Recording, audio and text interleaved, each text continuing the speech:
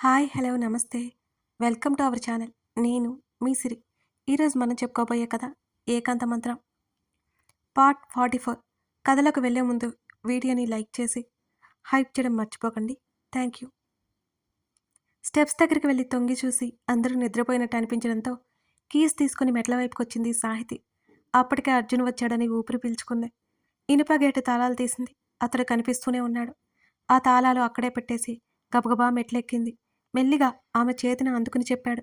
ఇద్దరూ ఒకరి చేతిని ఒకరు పట్టుకొని ఆ చల్లగాలి వాతావరణంలో నడుస్తున్నారు.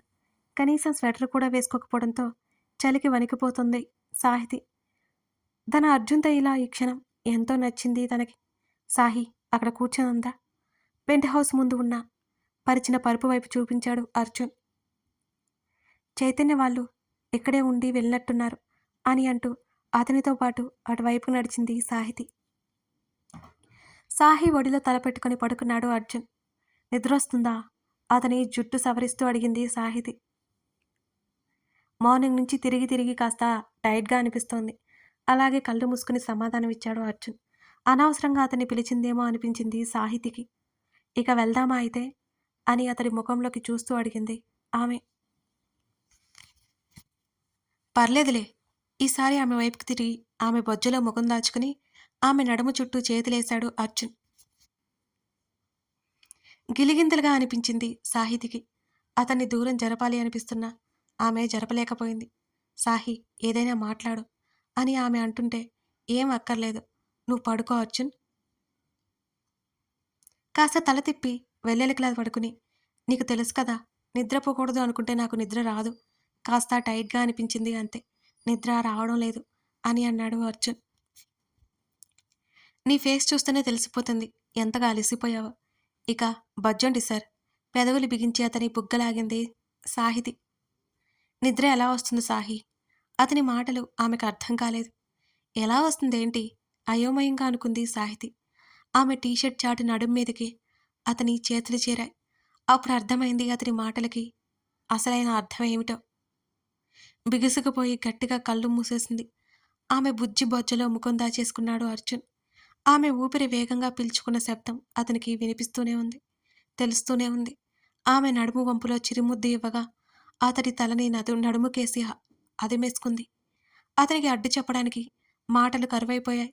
పెళ్లి కాకుండా తప్పు తప్పు హితబోధ చేస్తున్నా అతడి బుద్ధి మాటలు అతని మనసు వినట్లేదు. ముడుచుకుపోయిన అతని మీదకి ఒరిగిపోయింది సాహితి. అతను ఏం చేస్తున్నాడో స్పృహలోకి వచ్చి తలని వెనక్కి తీసుకున్నాడు. అతను దూరం జరగడం తెలిసి కాస్త రిలీఫ్ ఫీల్ అయింది. కాసేపటికి ఆమె శరీరం విపరీతంగా వణికిపోయింది. మెల్లిగా లేచి నిటారుగా కూర్చుంది. ఆమె పక్కనే కూర్చున్నాడు అర్జున్. చేతులు నలుపుకుంటూ నేల చూపులు చూస్తోంది సాహితి. సాహి పిలిచాడు. "ఉమ్."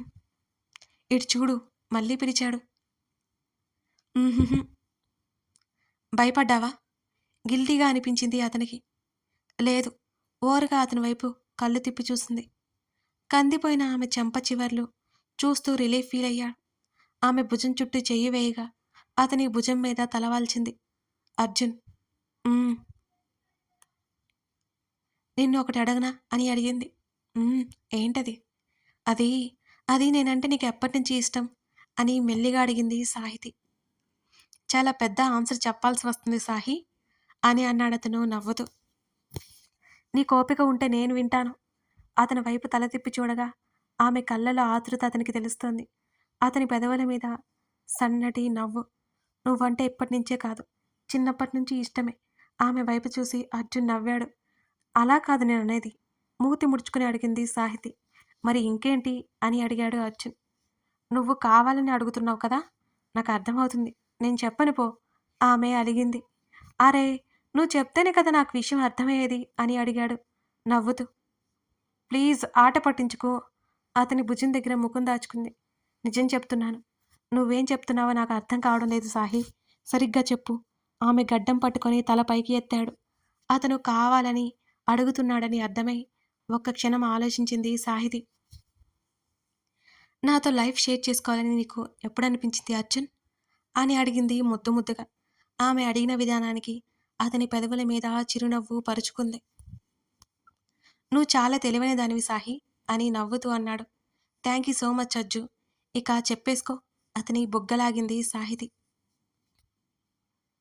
చిన్నప్పుడు అలాగే పిలిచేదాన్ని తెలుసా? ఆమె చేతిని ముద్దాడి నవ్వాడు. ముడుచుకుపోయింది అతనికి ఇంకా గుర్తుండడంతో. వెనుకనున్న గోడకి ఆనుకుని కాళ్ళు ముందుకు జాపి కూర్చున్నాడతను. అతని చేతి వేళ్ళని తన చేతి వేళ్ళతో పెనవేసి అతని భుజం దగ్గర తలవాల్చి కూర్చుంది. ఇప్పుడు అతడు తన మీద ఉన్న ప్రేమని బయటపెట్టబోతున్నాడు. ఎంతో ఆతృత, ఇంకెంతో సంతోషం సాహితీలో. అతడి జ్ఞాపకాలు కొన్ని సంవత్సరాలు వెనక్కి వెళ్ళాయి. సాహి, సాహి త్వరగా రా! మైత్రి బయట నుంచి అరుస్తోంది. అప్పటికే బ్యాగ్ తగిలించుకుని బయటకొచ్చేసింది సాహితి. వెళ్దామా అని అడిగింది మైత్రి. మైతూ, వెళ్దాం, అర్జున్ ఎక్కడా అని సాహితి అడుగుతుంటే వాళ్ళ ఫ్రెండ్స్తో వస్తాడట, వెళ్దాం పదా అంటూ కారులో కూర్చుంది. రేపటి నుంచి నేను సైకిల్ మీద వస్తాను అంది సాహితి. అలాగే తల్లి, ఈ ఒక్కరోజుకి రా అని చిన్నగా నవ్వుతూ అంది మైత్రి. మైతూ, ర్యాగింగ్ చేస్తారా అని సాహితి అడిగింది. మీరు ఇంటర్ కదే, అవేమీ ఉండవులే. మీ బ్లాక్ మా బ్లాక్ పూర్తిగా వేరు. అయినా నీకెందుకే అంత భయం? నేను, అర్జున్, అనిల్ మేమంతా ఉంటాంగా అని మైత్రి అంటుంటే, సరే గాని అర్జున్ టూర్ నుంచి ఎప్పుడొచ్చాడు అని అడిగింది సాహితి. రాత్రే వచ్చాడులే. ఆయన నేను మాట్లాడుతుందేంటి, నువ్వు మాట్లాడుతుందేంటి అని అడిగింది మైత్రి అనుమానంగా చూస్తూ. దాదాపు అర్జున్ వెళ్ళి 1 మంత్ అయిపోయింది కదా, అందుకే అడిగానుగా అంది సాహితి. వాడు తాతయ్య వాళ్ళ ఊరెళ్ళాడే, అట్నుంచటు టూర్ చెక్కేసి వచ్చాడు, తెలీదా? లేదన్నట్టు తల ఊపింది సాహితి. వాళ్ళు మాటల్లోనే ఉండగానే మైత్రి కాలేజ్ వచ్చింది. సాహితిని ఇంటర్ కాలేజ్ ముందు వదిలేసి ఆ పక్కనే ఉన్న బీటెక్ కాలేజ్ లోపలికి వెళ్ళిపోయింది మైత్రి కారు. అర్జున్ని చూసి అప్పటికే నెల రోజులైపోయేసరికి అతన్ని చూడాలి అనిపిస్తోంది సాహితికి. చిన్నప్పటి నుంచి అతని మీద ఒకటే భావన ఆమెకి ఎప్పుడు. అతడు కళ్ళ కనిపిస్తే చాలు అనుకుంటుంది. అతనికి తనకి కాస్త ఎడబాటు వచ్చినా పెద్ద దూరంలా భావిస్తుంది. కాలేజ్ ఫస్ట్ డే కాబట్టి మధ్యాహ్నం వరకు ఉండి అక్కడి నుంచి మైత్రి కోసమని పక్క బ్లాక్కి వెళ్ళింది. మైత్రి కోసం బయట వెయిట్ చేస్తుంటే నలుగురు సాహితిని చుట్టేశారు. కంగారు పడిపోయింది సాహితి. ఏ క్లాస్ పాపా నువ్వు? సాహితి చుట్టూ తిరుగుతూ అడుగుతుంటే భయంతో బీసుకుపోయింది.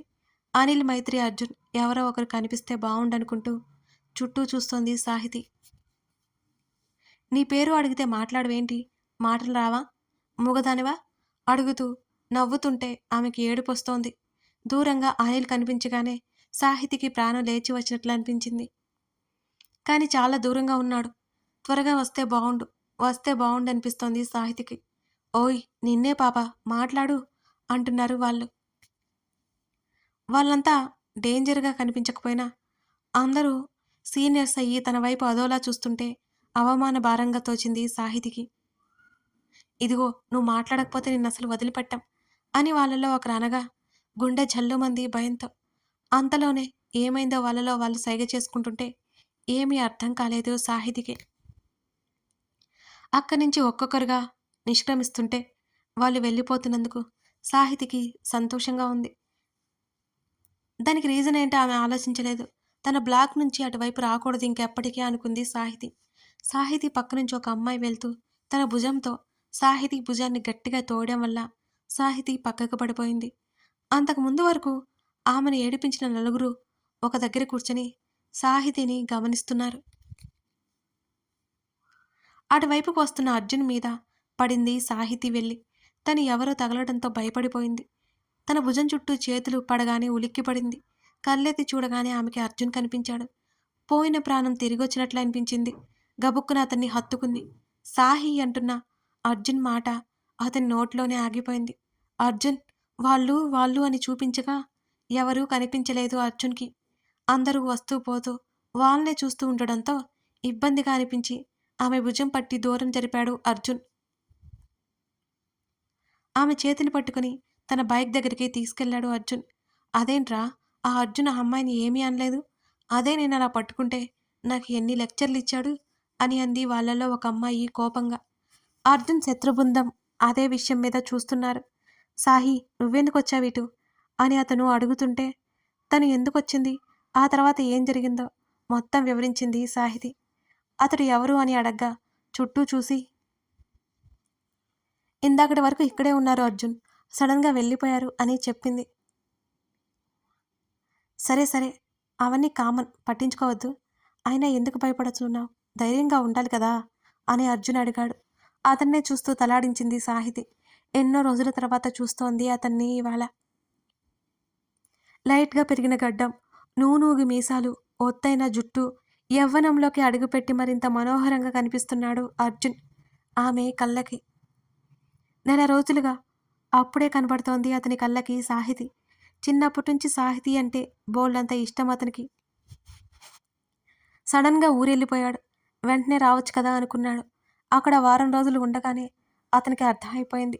పదే పదే ఆమె గుర్తుకొస్తుంటే తెలియని భావన చుట్టేస్తోంది. వెంటనే వచ్చేయాలనుకుంటుంటే ఫ్రెండ్స్ టూర్‌కి రమ్మని బలవంతం చేశారు. వెళ్ళడం తప్పలేదు అతనికి వెళ్ళాడు. అలా అలా తెలియకుండానే అక్కడ గడిపేసి వచ్చేసరికి చాలా ఆలస్యమైపోయింది. ఆమె ఎడబాటులో అతనికి పూర్తిగా అర్థమైనట్టు ఒక విషయం ఉంది.